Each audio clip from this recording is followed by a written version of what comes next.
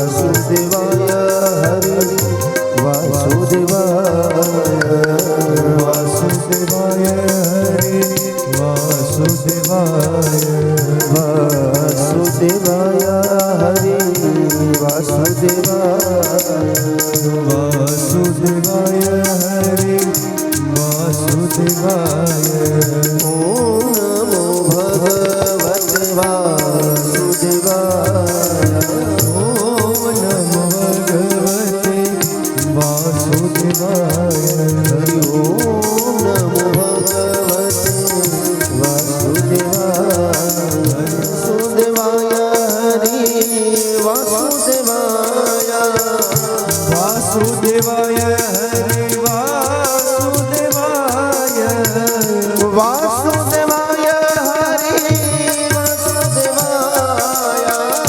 વાસુદેવાય હરિ વાસુદેવાય વાસુદેવાય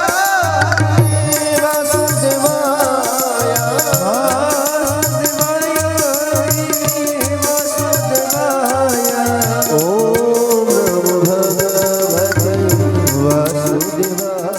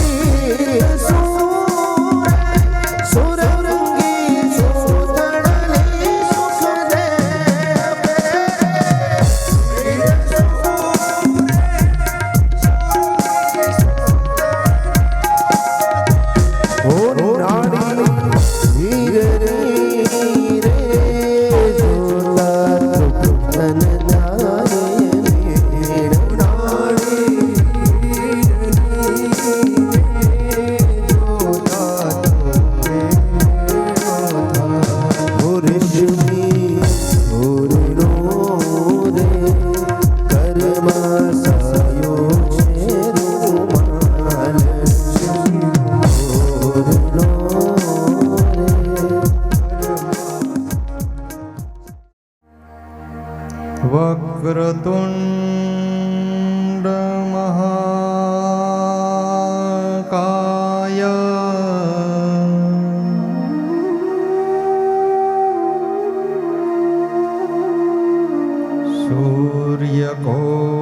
સૂર્યકોટી સમપ્રભ નિર્વિઘ્નં કુરુ મે દેવા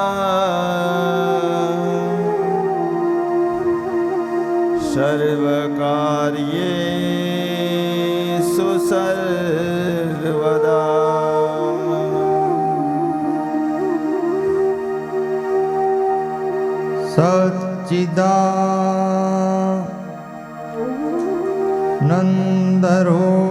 સચ્ચિદાનંદરૂપાય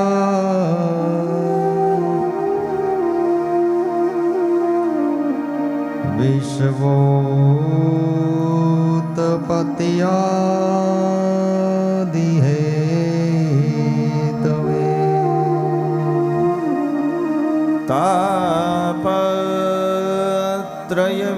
तापत्रयविनाशाय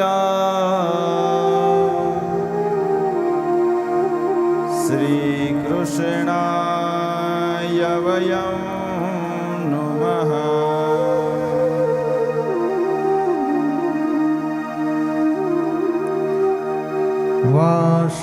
वासनात् वासुदेवस्य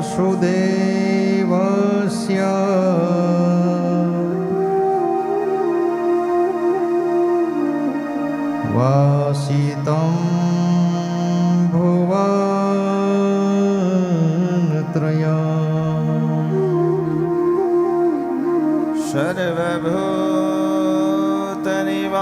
सर्वभूतनिवासोऽसि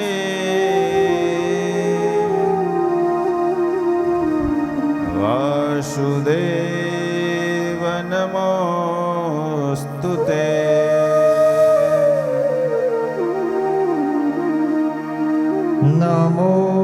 नमोऽस्तु ते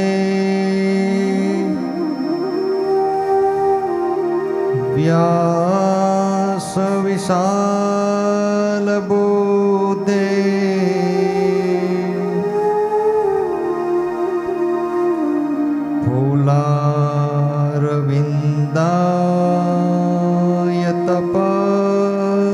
फूलारविन्दायतपत्रनेत्र येन त्वया भारततेलपूर्णम्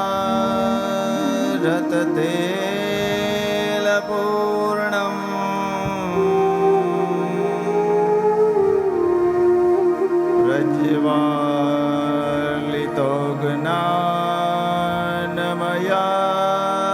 प्रदीपः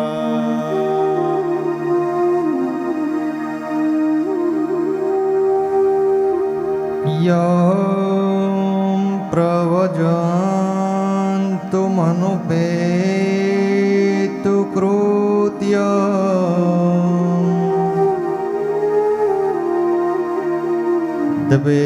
द्वैपायनो विरहकातर आजुहाव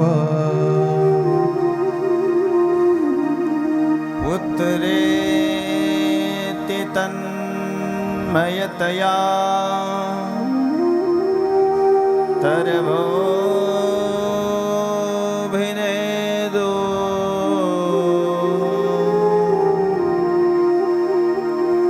त्वं सर्वदुःखहृदयं मुनिमानतोऽस्मि।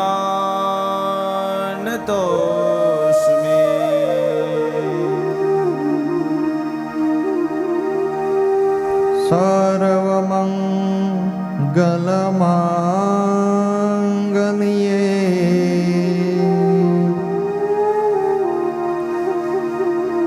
शिवे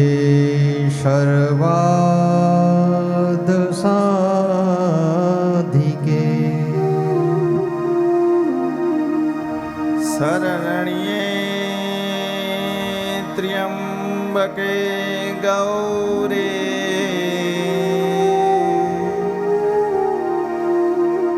नारायणी नमोऽस्तु ते।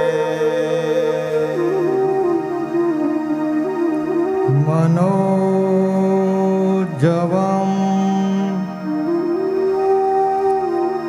मारुततुल्यवेगम्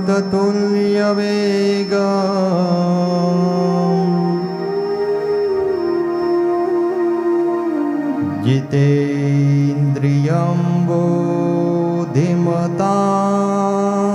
वरिष्ठम्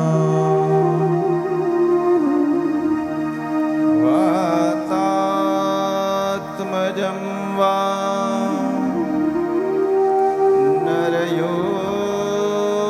नरयोथमुख्यं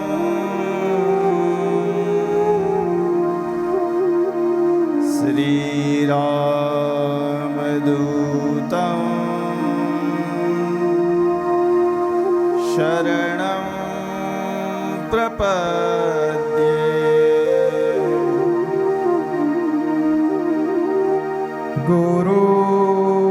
गुरुर्ब्रह्मा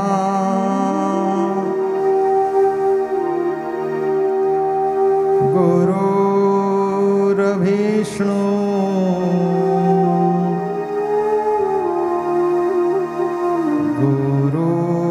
गुरुर्देवो महेश्वरा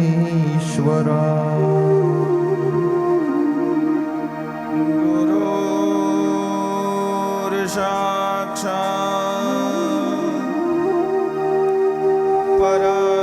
परब्रह्मा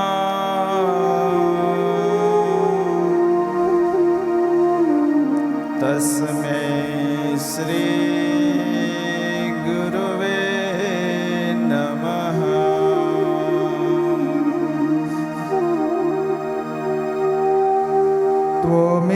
त्वमेव माता च पिता त्वमेव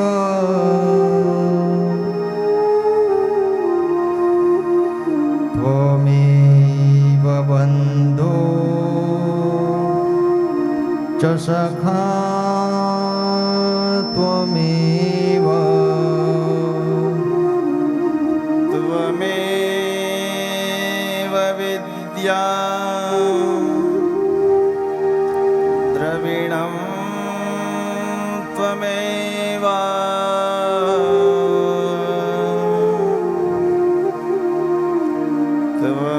त्वमेव सर्वं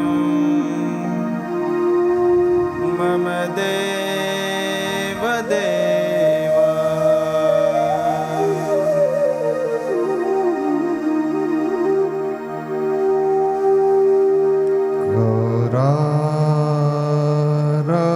रविन्दे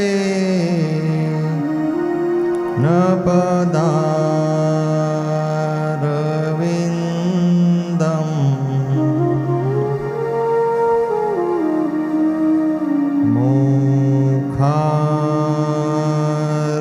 मुखारविन्दे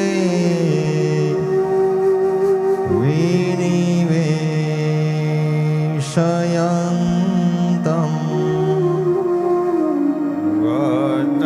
वटस्य पत्रस्य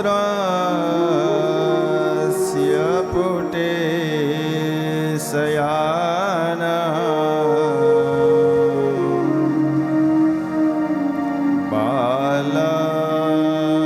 बालमुकुन्द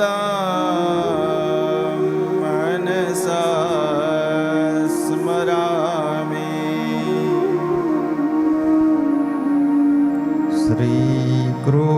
श्रीकृष्ण गोविन्द हरे मुरारे हे नाथ नारायण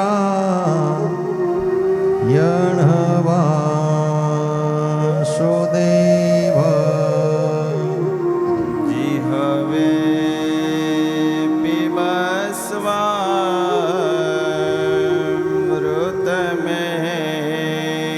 पिबस्वामृतमेतदेव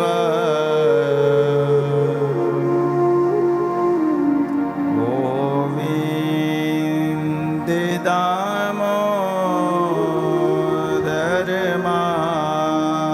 माधवेति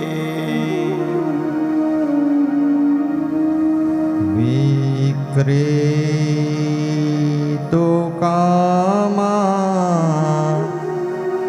खिल गोपकन्या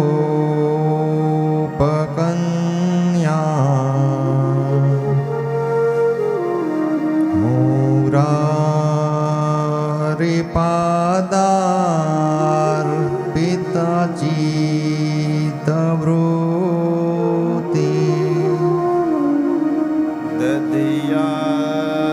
दधियादिकं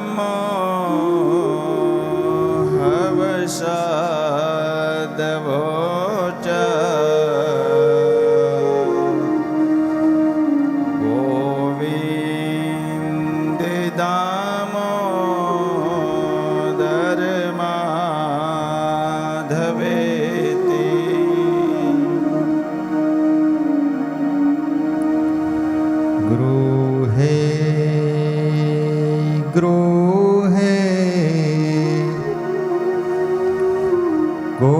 અવધૂ કદંબા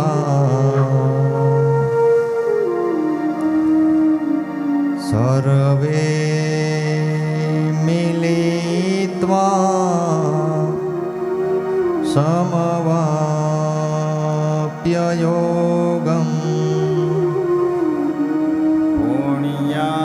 પુણ્યાનિ નામાનિ પઠન્તિ નિત્યં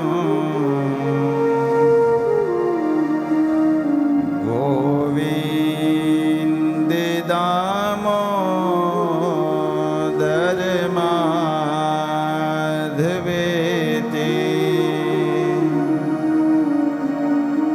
સુખમ શયાના નિલયે નિજેપી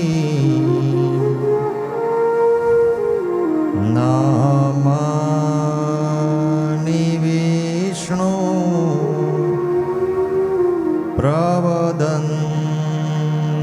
મૃત્યા તે નિશ્ચિतं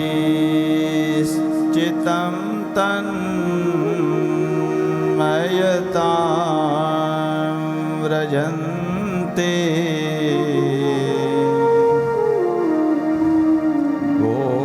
ગોવિંદ દામોદર માધવેતિ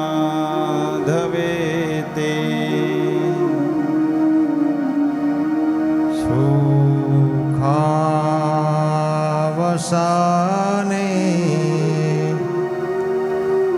ઇદમેવ સારમ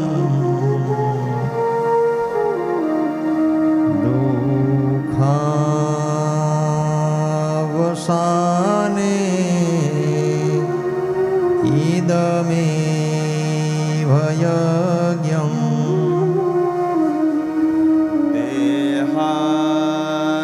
દેહાવસાને ઇદમેવ જાપ્યં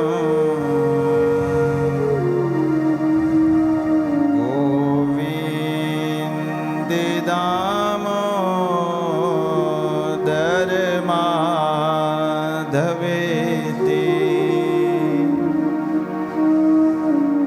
જીહવે સદેવં ભજ સુંદરાણી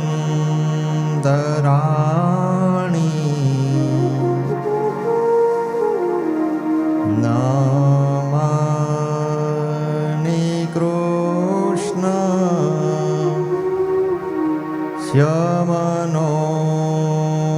શ્યમનોહરાણી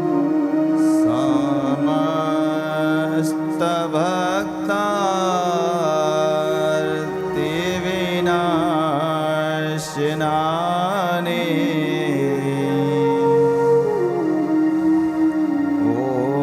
ગોવિંદ દામોદર માધવેતિ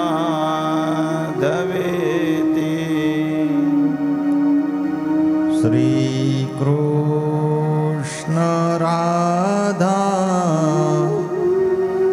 વર ગોકુલેશ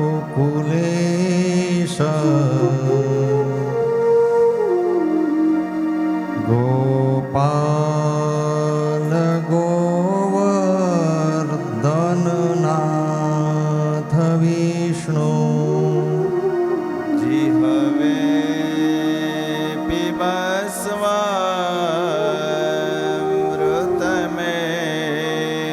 પિબસ્વામૃતમેતદેવ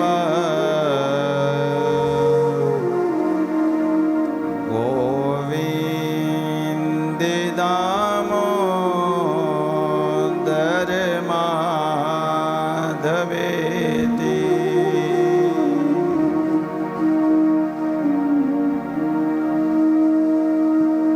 આયે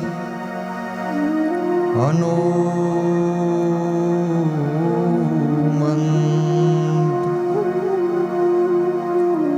કથા કહું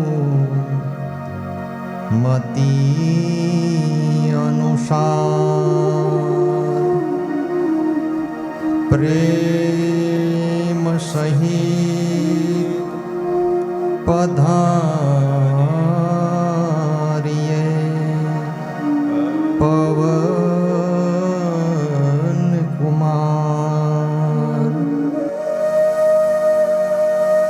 કૃષ્ણ કનૈયાલાલ કી જય. શ્રી દ્વારકાધીશ કી જય. શ્રી ભાગવત ભગવાન કી જય. શ્રી વ્યાસ ભગવાન કી જય. શ્રી સુખદેવજી મહારાજ કી જય. શ્રી હનુમાનજી મહારાજ કી જય. શ્રી કુળદેવી માત કી જય. શ્રી સતિયાય માત કી જય. શ્રી સુરાપુરા બાપાની જય. શ્રી પિતૃનારાયણ ભગવાન કી જય. શ્રી યમુને મહારાણી કી જય. શ્રી સત સનાતન ધર્મ કી જય. ઓહો નમઃ પાર્વતી પતે હર હર મહાદેવ.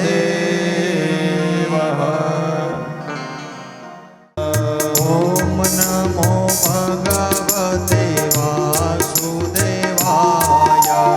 ઓમ નમો ભગવતે વાસુદેવાય. વાસુદેવાય હરે વાસુદેવાય. વાસુદેવાય હરે વાસુદેવાય. વાસુદેવાય હરિ વાસુદેવાય. વાસુદેવાય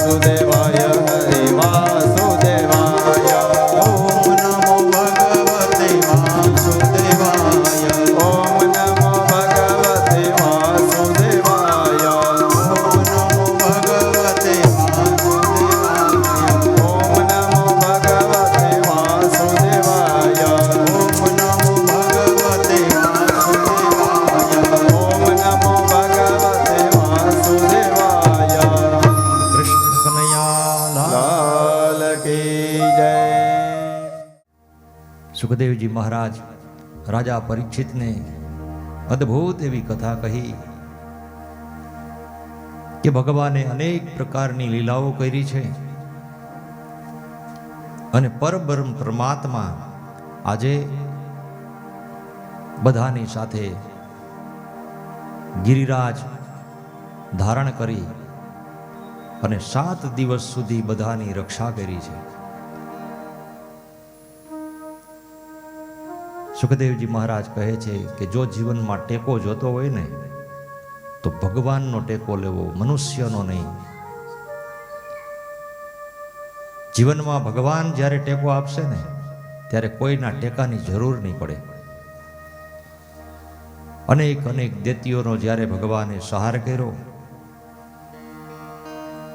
ત્યારે ધીરે ધીરે બધાને ખબર માંડી પડવા કે આ કોઈ સામાન્ય આપણી જેમ મનુષ્ય નથી, આ કોઈ દેવ છે. ધીરે ધીરે આ બધી વસ્તુની ખબર માંડી પડવા. પણ આજે જ્યારે ગિરિરાજ ધારણ કર્યો ત્યારે તો હર જીવાત્માને ખબર પડી ગઈ કે આ કોઈ સામાન્ય માણસ નથી, અખિલ બ્રહ્માંડના માલિક ભગવાન નારાયણ ખુદ છે. ભગવાને એવી અદ્ભુત લીલા કરી. 7 દિવસ સુધી વ્રજવાસીઓનું, ગાયોનું, પશુ પક્ષીનું બધાયનું રક્ષા કરી અને ઇન્દ્રનો ગર્વ ઉતાર્યો. અભિમાન હતું ઇન્દ્ર રાજાને કે હું ભગવાન છું. આંધી અને તુફાન દ્વારા 12 મેઘ ખાંગા કર્યા, અંધરાધાર વરસાદ વરસાવ્યો છે અને 7 દિવસ સુધી ભગવાને રક્ષણ કર્યું હર એક જીવાત્માઓનું. અને બધાની રક્ષા કોણ કરી શકે તો કે પરમાત્મા. પરમાત્મા સિવાય કોઈની તાકાત નથી કે જીવને કોઈ બચાવી શકે. ભગવાન ધારે તો તારે અને ભગવાન ધારે તો આપણને ટાળે. એટલે ભગવાનથી વિશેષ આ જગતમાં કોઈ છે નહીં. પરમાત્માનો આશરો લેવો. જીવનમાં જ્યારે જ્યારે સુખ આવે ત્યારે ભગવાનનો આશરો લેવો અને દુઃખ આવે ત્યારે પણ પરમાત્માનો આશરો લેવો. કારણ કે મનુષ્યને આશરો લેવાથી હંમેશને માટે દુઃખ ઉત્પન્ન થાય છે. ભગવાનનો આશરો લેવો. ભગવાન એમ કહે છે જીવનની અંદર જે કોઈ લોકો આપણને પ્રેમ કરે છે, આપણને રાખે છે, એ આપણને રાખવા નથી માંગતા, પણ આપણી પાસેથી કાંઈક ને કંઈક સ્વાર્થ છે એટલે આપણને કોઈક બોલાવે છે, આપણને કોઈક રાખે છે. જો આપણી પાસે કશું હોય નહીં તો આપણને કોઈ બોલાવવા તૈયાર નથી. આ દુનિયા આખી દોલત વાલોની છે. આ ભક્તિ મહારાણી ગુજરાતમાં આવીને જીર્ણ થઈ. શું કામ? કારણ કે પૈસાના દાસ ક્યારેય પ્રભુના દાસ બની ન શકે. અને લક્ષ્મી ચંચળ છે, સ્થિર રહેતી નથી. એ તો ભગવાન નારાયણને વરેલી છે. લક્ષ્મી ઘરની અંદર આવે તો ભગવાને શાસ્ત્રમાં બતાવ્યા છે 5 પ્રકારના ભાગ કાઢવા. આપણે 5 પ્રકારના ભાગ. કયા ભાગ છે આપણા જીવનમાં? કે આપણા જીવનની અંદર પ્રથમ ભાગ છે આપણે બેન અને દીકરીનો કાઢવો. બીજો ભાગ છે શ્વાન કહેતા કૂતરાનો અને ગાયનો અને બ્રાહ્મણનો. આ 5 ભાગ કાઢીએ ને પછી આપણને જે પૈસા આવે એ ઘરની અંદર રિધિ અને સિદ્ધિ આપે છે. તો હવે કેવી રીતે કાઢવાના? તો કે પેલા આપણા ઘરની અંદર 100 રૂપિયા આવતા હોય તો 5 પ્રકારના ડબલા રાખો, એમાં રોજ 1 રૂપિયો નાખો. 95 રૂપિયા રાખો અને 5 રૂપિયા રોજ કાઢો. વર્ષ દિવસ થાય એમાં થોડા ઘણા પૈસા ઉમેરી અને બેન દીકરીને કંઈક આપી દો, કૂતરાને લાડવા ખવડાવી દો, ગાયોને નીરણ નાખી દો, કોઈ બ્રાહ્મણને બોલાવી એની પાસે કોઈ સત્કર્મ કરાવી નાખો તો આ ઋણમાંથી મુક્ત થાય છે. તો બધા એમ કહે કે આ ઋણ અત્યારે મુક્ત થાય છે, પેલા ક્યાં કોઈ આવી રીતે ભાગ કાઢતા હતા? તો આપણા બાપ દાદાઓને પૂછો કે આજથી 40 વર્ષ પહેલા, 50 વર્ષ પહેલા જ્યારે ખેતરની અંદર કાંઈ પણ જાતનું ઉત્પાદન થતું ને, ત્યારે ઘઉં વાવ્યા હોય તો એ ઘઉંનો ભાગ કાઢે, પેલો કોથરો ભરે બેનનો, બીજો ભરે દીકરીનો. દૂર સાસરે હોય, વ્યવસ્થા ન હોય દેવા જવાની, તો ગાડામાં અથવા સાયકલમાં ઘઉંનો કોથરો ભરીને બેનની ત્યાં, દીકરીની ત્યાં થલવા જતા. આ એનો ભાગ કાઢતા. પછી ગામમાં કૂતરા હોય એના માટે લાડવા બનાવતા. એ ઘઉંના લોટથી લાડવા બનાવી અને ગાયોને અને કૂતરાને ખવડાવતા. અને પછી આંગણાની અંદર ભિક્ષાવ્રતી કરવા માટે ગામના સાધુ અને ગામના બ્રાહ્મણ આવતા હતા. અને આવતા હતા એટલે એને તગારું ભરીને ઘઉં દેતા, તગારું ભરીને સાધુને દેતા, બ્રાહ્મણને દેતા. તો એનું નિર્વાહ હાલતું. એટલે આ 5 પ્રકારના ભાગ આ લોકો કાઢી નાખતા હતા. એ ભાગ નીકળી જતા હતા તો કોઈને તકલીફ નહોતી. હવે ભાગ બંધ થઈ ગયા. ભાગ બંધ થઈ ગયા. જેટલા દેવતા નથી એટલા ડોક્ટરો છે. પેલા એટલા બધા હોસ્પિટલો નહોતી, એટલા બધા દવાખાના નહોતા, એટલા બધા ડોક્ટરો નહોતા. તો હવે બધાને ભાગ અહીંયા ન દે. બેન, દીકરીને, ગાયને, કૂતરાને કોઈ સત્કર્મ ન કરાવે એટલે ભાગ દેવા જવું પડે લાઈનમાં ઊભું રહીને. તો પરમાત્મા એમ કે છે એના કરતા આપણે આપણો ભાગ કાઢતા જાય. આપણા હિસ્સામાં જે કાંઈ આવે છે એ હિસ્સો એને દેતા જાય તો જીવનમાં ક્યારેય તકલીફ પડતી નથી. જીવન આપણું બહુ અમૂલ્ય છે. આ મનુષ્ય અવતાર આપણને ભગવાને દીધો છે ને, એ જેમ તેમ આપ્યો નથી. 84 લાખ યોનિમાં ભટકા પછી એક જ વાર આ માનવનો દેહ મળે છે. આ ઘડીએ ને ઘડીએ મળતો નથી. અને આ દેહ ધારણ કર્યા પછી 3 પ્રકારના જીવનમાં તકલીફો આવે: પાપ, તાપ અને સંતાપ.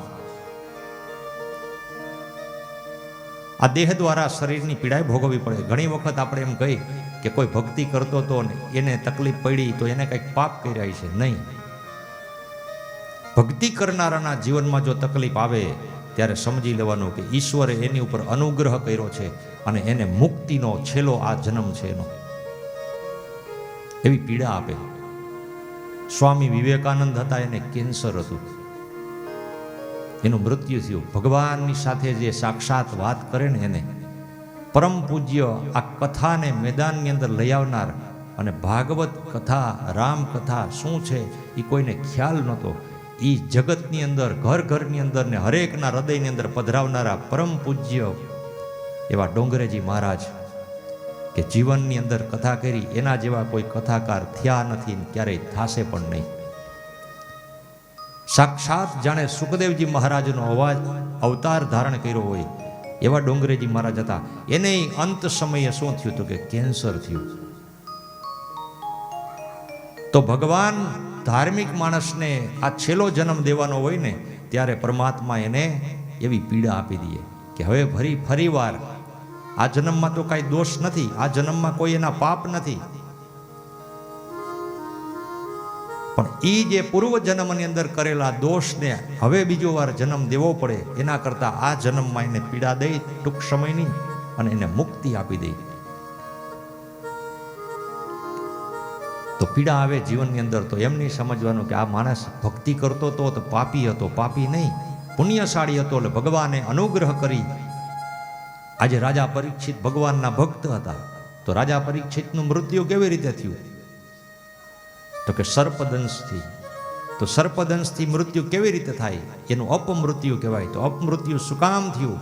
કારણ કે ભગવાને એની ઉપર અનુગ્રહ કરવા માટે, જેની સમક્ષ સાક્ષાત પરબ્રહ્મ પરમાત્મા બિરાજમાન હોય સુખદેવજી મહારાજ, અને જ્યારે ઉદરમાં હોય માના, અને ત્યારે ભગવાન એની રક્ષા કરવા આવતા હોય, એનું ક્યારેય અપમૃત્યુ ન થાય. પણ અપમૃત્યુ થવાનું કારણ કે ભગવાને આ એનો છેલ્લો જન્મ હતો. ભગવાન અનેક પ્રકારથી આપણને સમજાવે છે. અનેક પ્રકારથી, જેમ ભગવાને ગોકુળની અંદર લીલા કરી અને બધાયના હૃદયની અંદર ભગવાને પ્રવેશ કર્યો, એમ કથાની ભગવાનની ખબર હતી બધાને કે આ ભગવાન ઠાકોરજી છે, પણ અમુક અમુક લોકો એવા હોય એને મગજમાં ન બેસે. એમ ભાગવતની બધાને ખબર જ હોય કે કથા છે, પણ કથામાં પહોંચી કોણ શકે? જે લાયક જીવ હોય અને ભગવાન જેને અપનાવે એને જ કથાની અંદર એની પ્રતીતિ થાય છે.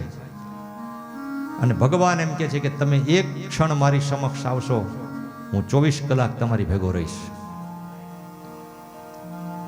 આંખમાં ભગવાન, કાનમાં ભગવાન, મુખમાં ભગવાન, રોમ રોમમાં ભગવાન. અને ભગવાન સિવાય કોઈને વસવાટ નથી કરાવવાનો. આ દિલ છે આપણું, હૃદય. હૃદયને શું કે? દિલ. તો દિલની અંદર કોને વસવાટ કરાવે માણસ? કે નાનું બાળક હોય ત્યારે એની માતા એના દિલમાં હોય. એથી થોડુંક મોટું થાય, રમવા માંડે એટલે એ દિલમાં વસવાટ કેને કરાવે? એનો મિત્ર હોય એને. સ્ત્રી હોય તો એની બેનપણીને એના હૃદયમાં વસવાટ કરાવે, એના પ્રત્યે એને પ્રેમ જાગે, લાગણી જાગે.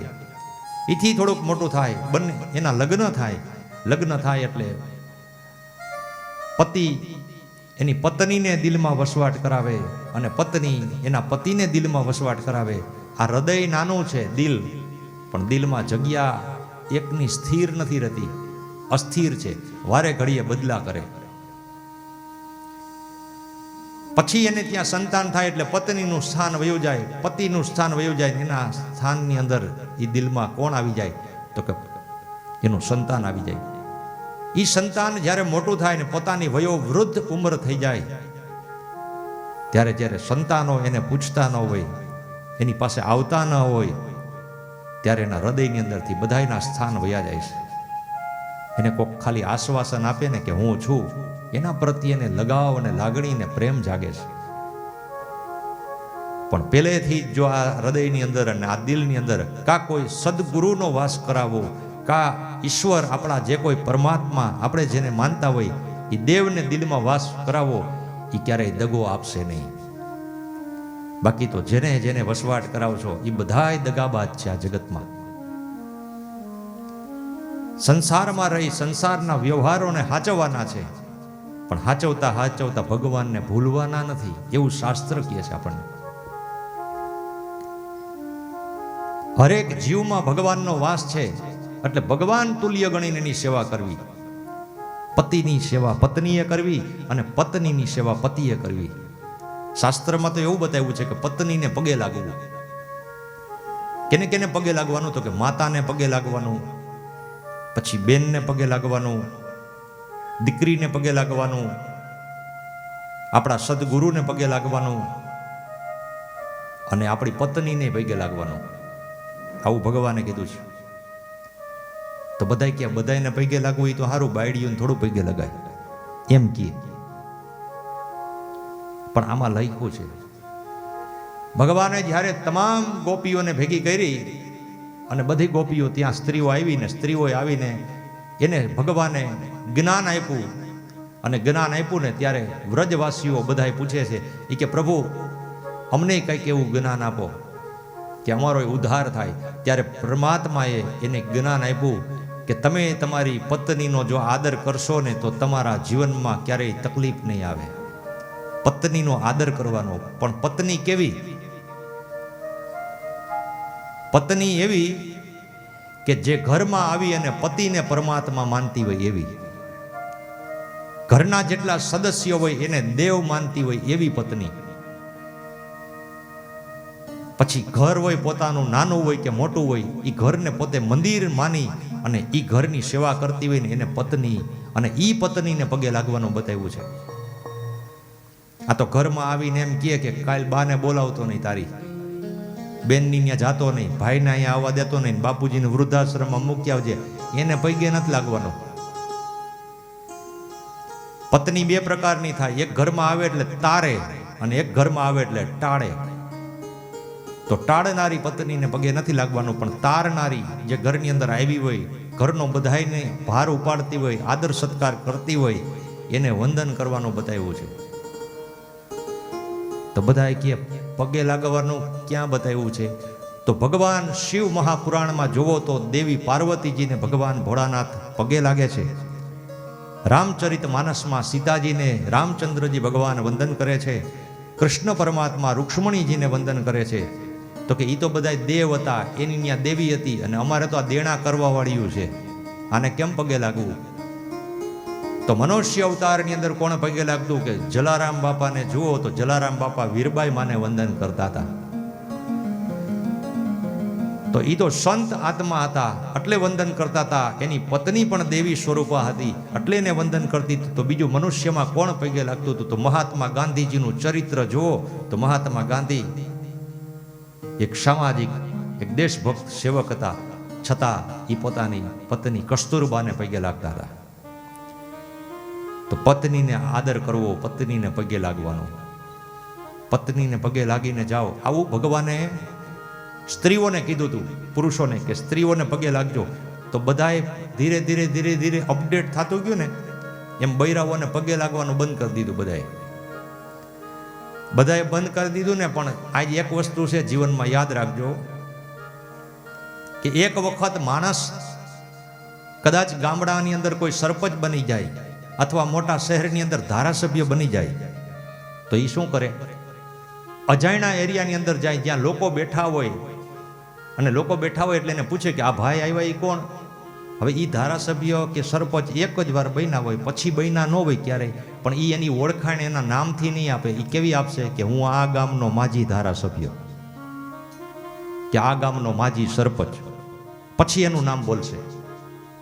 અંદરથી એને છે સભાપદ નથી, એની પાસે સત્તાપદ નથી, છતાં પણ એ સત્તાપદનું મદ એના મગજની અંદર એમનેમ છે.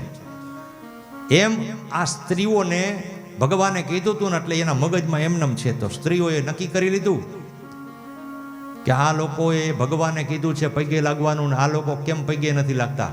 એટલે અત્યારની બાઈઓ એના ઘરવાળાને ધરાર પગે લગાડે છે. આજે ક્યાંક જવું હોય કે કોક આવવાનું હોય ને તે કેવું પડે ઘરવાળી, આજ મારી આબરૂ હાચવજે, આજ તું બોલતી નહીં, કારણ કે તારી બોલીમાં તારી વાણીમાં તો અંગારા જરે છે, આજ તું શાંતિથી રાખજે. એટલે આજ ઈ ધરારીથી હાથ જોડાવે, અને જો હાથ તમે ન જોડો ને તો એ ઘરે વહી જાય, ને ઘરે વહી જાય ત્યાંથી નોટિસ મોકલે ને કોર્ટમાં પગે લગાડે. આવી છે નારી. નારી ધારે તો તારે, ધારે તો ટાળે. પણ તારનારી નારી આવી હોય ઘરની અંદર, તો ઈ નારી આવી હોય ને તો ઈ નારી કેવું કરી શકે? તો કે ઘરને ઉજ્જવળ કરી શકે. અને ઘરની અંદર કોઈ વીર પુરુષ, કોઈ સંત પુરુષ, અત્યારે હું એમ કહું છું કે પિક્ચરના હીરોની જરૂર નથી, અત્યારે તો કહેવાની જરૂર છે કે ઘરની અંદર સંસ્કારી દીકરાની જરૂર છે, કે સંસ્કારી દીકરીની જરૂર છે. ઘરની અંદર કોઈ સંત મહાત્મા ન જન્મે તો કાંઈ નહીં. હું એમ કહું કે ચંદ્રશેખર આઝાદ, સુભાષચંદ્ર બોઝ, મહારાણા પ્રતાપ, છત્રપતિ શિવાજી આવાની જરૂર છે. પણ એ કોણ કરી શકે? એક સ્ત્રી કરી શકે. કે ભગવાનને જન્મ આપી શકે, ભક્તને જન્મ આપી શકે. પણ ક્યારે? કે માના ઉદરમાં જ્યારે બાળક હોય ને ત્યારે ઈ સ્ત્રીએ ટીવી ન જોવાય, સિરિયલ ન જોવાય, મૂવી ન જોવાય, નકર ઘરે કલાકાર જ જન્મે. હા, ઘણી જગ્યાએ અમે જાતા હોય ને તે એ લોકો એમ કહે કે મહારાજ અમારો દીકરો જોઈ કે ગોવિંદો ડાન્સ કરે ને એવો એને આવડે છે. કારણ કે એની માં જનેતાએ જ્યારે માના ઉદરમાં હતો ને તેથી ગોવિંદાના પિક્ચર જોયા હોય.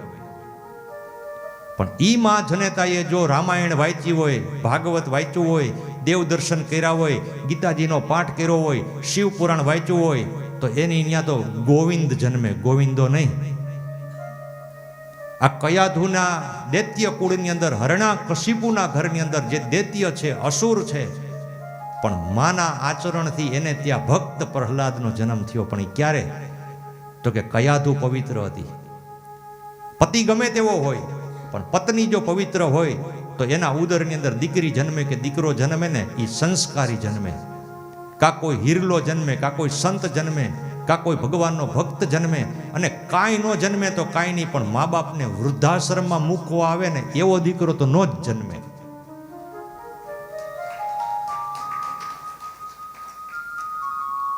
આવી છે આ આર્ય નારી. એક સમય એવો હતો કે આ દેશની અંદર એકબીજાને માંડ્યા મારવા, ધર્મને માંડ્યા તોડવા, મંદિરોને માંડ્યા તોડવા. આ પુરાણોને જે વિધર્મીઓ હતા એ વિધર્મીઓએ નાશ કરવા માટે મંદિરો તોડ્યા.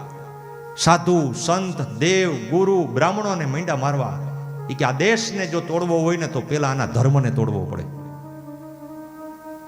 આ ભારતની ભૂમિ ઉપર તો અનેક વાર ચડાયું થઈ છે, પણ આ ભારતની ભૂમિ તો એવી પવિત્ર ભૂમિ છે ને કે આને કોઈની તાકાત નથી કે આને તોડી શકે.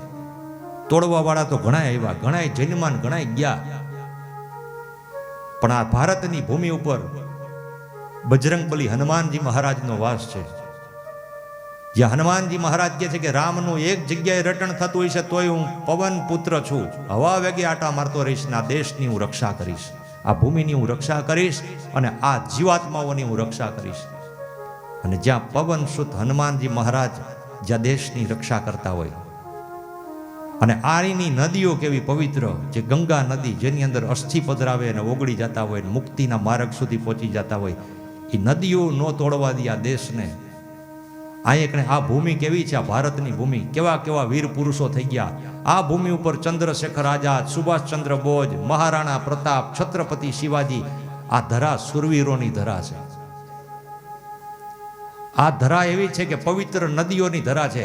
અહીંયા તમે જાઓ એટલે ગમે તે આપણા રાજ્યની અંદર કે આપણા આ ભારત ખંડની અંદર, સૌરાષ્ટ્રની અંદર કેવા કેવા પાડિયા, સુરાપુરાના પાડિયા એ અહીંયા દેખાય. અમેરિકામાં જાઓ કોઈનું પાડિયું ન દેખાય, કારણ કે ત્યાં બધી રીતે પૂરા છે.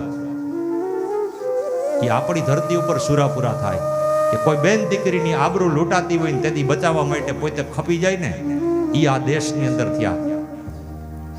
કોઈ ગાયોને કપાતી હોય ને ગાયોને વારે ચડી જાય ને, એના પાડિયા થયા છે. અમેરિકા, આફ્રિકા કે લંડનમાં નથી ક્યાંય. આજ આપણી પાસે છે પણ આપણને એની કિંમત નથી. આજ વિદેશના લોકો ભારતની અંદર રહેવાનું, આનંદ લેવા માટે, આનું દર્શન કરવા માટે આતુર છે. આજે વિદેશોની અંદર હરે રામ હરે કૃષ્ણના ભજન માંડ્યા થવા. શું કામ? કારણ કે રામ અને કૃષ્ણ આ ભૂમિ ઉપર આવ્યા. આ ભૂમિ ઉપર રામ, કૃષ્ણ, મત્સ્ય અવતાર, નૃસિંહ અવતાર, આ ભૂમિ ઉપર અવતાર ભગવાને 10 લીધા. એવા એવા વીર પુરુષો સંતો થઈ ગયા. સંતોએ અને સુરવીરોની આ ભૂમિ છે. અરે આ દેશના તો બારવટિયા હતા ને, એ નીતિમત્તાવાળા હતા કે કોઈ દિવસ બેન દીકરીની સામે કુડી નજર નથી કરી એને. આ ધરતી તો બહુ પાવનકારી છે. આ ભૂમિ ઉપર ખાલી આપણો જન્મ થયો ને એ અહોભાગ્ય છે. એક સમય એવો હતો કે બધા ધર્મને તોડવા માટે, ત્યારે એક સ્ત્રી હતી, એનો પતિ મૃત્યુ પામ્યો હતો અને એના પેટની અંદર બાળક હતું 1.25 માસનું. એમાં એક સંત મહાત્મા આવ્યા અને સંત મહાત્માએ આવી અને એમ કીધું, ભિક્ષાન દેહી મૈયા. ત્યારે એ સ્ત્રી બિચારી ડરતી હતી કે મહારાજ તમને જો કોઈક જોઈ જશે ને તો તમને મારી નાખશે, તમે અહીંથી ચાલ્યા જાઓ. મહારાજે એમ કીધું કે બેટા, રામ રાખે ને કોણ ચાખે. કે મહારાજ એક વિનંતી કરું છું કે આ દેશની કેવી દુર્દશા થઈ. આજે સાધુ સંત બ્રાહ્મણ મંદિરો માંડ્યા તૂટવા, આ વિધર્મીઓ આક્રમણ માંડ્યા છે કરવા. આ દેશની રક્ષા કોણ કરશે? ત્યારે મહારાજે એમ કીધું, બેટા આ દેશની રક્ષા તારે કરવાની છે, આ ભૂમિની રક્ષા તારે કરવાની છે. તો કે હું તો અબળા છું, મારો પતિ મૃત્યુ પામ્યો છે, મારા ઘરમાં કોઈ એવું પુરુષ નથી, હું એકલી બચી છું, હું કેવી રીતે કરી શકું? તો કે બેટા તારા ગર્ભની અંદર જે બાળક છે ને, તારા ઉદરમાં, એ બાળક આ દેશની રક્ષા કરશે. મહારાજ એ બાળક કેવી રીતે રક્ષા કરી શકે? તો કે તું આજથી અરણ્ય કાંડનો પાઠ માંડ કરવા. ઈ સ્ત્રીએ અરણ્ય કાંડનો પાઠ માંડી કરવા અને 1 માસ રામ અને રાવણનું યુદ્ધ આવે ત્યાંથી અટકી જાય અને ફરી શરૂ કરે. રામ રાવણનું યુદ્ધ આવે ત્યાંથી અટકી જાય અને ફરી શરૂ કરે. રામચરિત માનસના પાઠ કરતા કરતા 9 માસ પૂરા થયા અને 9મે માસે એને ત્યાં દીકરાનો જન્મ થયો અને દીકરો બીજો કોઈ નહોતો. આ ભારતની આન બાન અને શાન હતી છત્રપતિ શિવાજી.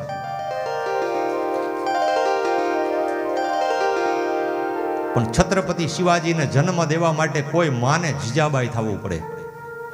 ભગવાન રામ અત્યારે આવવા તૈયાર છે, ભગવાન કૃષ્ણ અત્યારે આવવા તૈયાર છે, પણ કોક માને કૌશલ્યા થવું પડે, કોઈ માને માં દેવકી થવું પડે. છત્રપતિ શિવાજીને અત્યારે આવવું છે, પણ કોક માને જીજાબાઈ થવું પડે. હવે અત્યારે પાણીપુરીની રેકડીએ ઊભી હોય, ઘરેથી કે શાકભાજી લેવા જાઉં છું, પાવભાજી ખાઈને આવી, ત્યાં છત્રપતિ શિવાજી ના આવે. પણ ધાર્મિક હોય, સત્સંગી હોય અને રોજ રામાયણનો પાઠ કરતા હોય ઘરની અંદર, એને ત્યાં સંસ્કારી દીકરાના જન્મ થાય છે. અને ઈ જીજાબાઈને ત્યાં દીકરાનો જન્મ થયો ને તેથી જીજાબાઈએ ઈ બાળકને એટલું કષ્ટી આપીને ઈ બાળકને એમ કીધું હતું કે બેટા ઊંઘવું હોય ને એટલું ઊંઘી લેજે, પછી તારે જાગૃત રહેવાનું છે આ દેશની રક્ષા કરવા માટે. આપણે તો આનંદ કરી છીએ, ખાલી અહીં બેઠા બેઠા એસી ને એર કન્ડિશનમાં રહી છીએ, ઠંડી હોય તો કુલર મૂકી દેશી ગરમ. દેશના સીમાડા ઉપર જે સૈનિકો બેઠા છે, એના પરિવારના સદસ્યો કે પતિ અમારા ગયા છે આ દેશની રક્ષા કરવા માટે, આવશે પાછા કે નહીં આવે એની એને ખબર નથી. ટાઈટ તાપ તડકો સામો કોઈ માણસ મળે ને, કોઈ સૈનિક હોય, કોઈ મિલિટરીમાં હોય, હું એમ કહું કે એને આપણે પગે લાગી લઈને તો કોઈ સંત આત્માને કે ભગવાનને પગે લાગ્યા બરોબર છે. કારણ કે આ દેશનો એક સંત કહેવાય છે કે પોતાના પરિવારને પોતે મૂકી અને પોતે મોતના મોઢામાં જાય છે. અને આપણે તો અહીંયા આનંદ કરી છીએ. કોઈ આપણે કંઈ કરી નથી શકતા, આપણી રક્ષા કરવા વાળા આ લોકો છે. આજ સાધુ સંતો તમે જાઓ, તમે અનેક તપસ્યાઓ કરે છે. ક્યારેક કુંભના મેળાની અંદર જાઓ, કોઈ એક પગે ઊભું છે, એને શું ઘર, એને ક્યાં ઘરે કરિયાણા નાખવાના છે? એને બાયડી નથી, છોકરા નથી, વ્યવહાર નથી સાચવવાનો, ક્યાંય લગ્ન પ્રસંગ નથી કરવાના, છતાંય તપ કરે છે, ભગવાનના નામનો જપ કરે છે. કે આ ભૂમિની અંદર જે કોઈ જીવાત્માઓ રહે ને એ જીવાત્માઓને કે હે અખિલ બ્રહ્માંડના માલિક રક્ષા કરજે. અને આ બધાય પૂજા પાઠ જપ તપ યજ્ઞાદિ કરે છે ને, એટલે આજે આપણે બધાય સુરક્ષિત છીએ. આપણે શું કરી શકવાના? આજ અવિરત અનક્ષેત્ર હાલતા હોય. આપણા ઘરની અંદર બે માણસ આવ્યા હોય તો આપણા મોઢા ચડી ગયા હોય. એને શું જરૂર છે? તો બધું પૈસાથી થતું નથી, અને પૈસાથી નથી થતું ને એ જલારામ બાપાએ સાબિત કરી દીધું કે વીરપુરની અંદર એમ કીધું કે રૂપિયો મૂકવા નહીં આવવાનો, અહીંયા પ્રસાદ લ્યો અને હરિનું ભજન કરો. તો આપણને એમ થાય પૈસા બનાવી લેવું, પછી શાંતિથી રહેવું, અને પછી આનંદથી ખાવું, આડાહવરા કરો, ગરિયા કરો, કબાડા કરો, લોનો ઉપાડી લ્યો, ગામને બૂચ મારી દો અને પૈસાવાળા થઈ જાઓ, પછી શાંતિથી ખાવું. ત્યાં તો ડાયાબિટીસ થાય. પછી ગામ ખાતું હોય ને આપણે જોવાનું હોય કે આને સૂકા દેજો, બધા કે લાડવા બનાવ્યા હોય બીજા ખાતા હોય, આને ભૂકો કરીને દે કોરો.